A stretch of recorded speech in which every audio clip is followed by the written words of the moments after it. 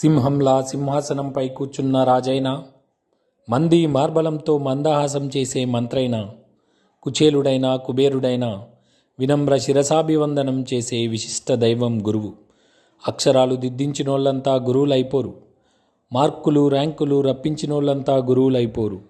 అణువణువున స్ఫూర్తి నింపేవాళ్ళు, సేవా తత్పరత సంస్కారం అలవర్చేవాళ్ళు, జీవిత సత్యాన్ని ఆవిష్కరించేవాళ్ళు, నైతిక విలువల విత్తుల్ని వెదజల్లేవాళ్ళు, మెతుకు విలువ బతుకు విలువ తెలిపేవాళ్ళు ఎప్పటికీ గురువులే సుమా.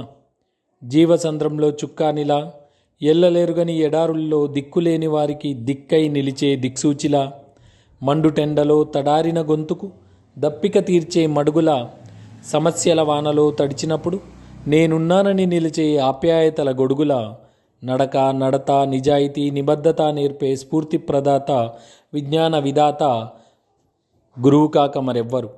అక్షర జ్ఞానం ఇంకిత జ్ఞానం లోకజ్ఞానం అందించి నలుపు తెలుపులతో జీవితాన్ని రంగులమయం చేసే గురుదేవుళ్లకు వందనాలు, శిరసాభివందనాలు.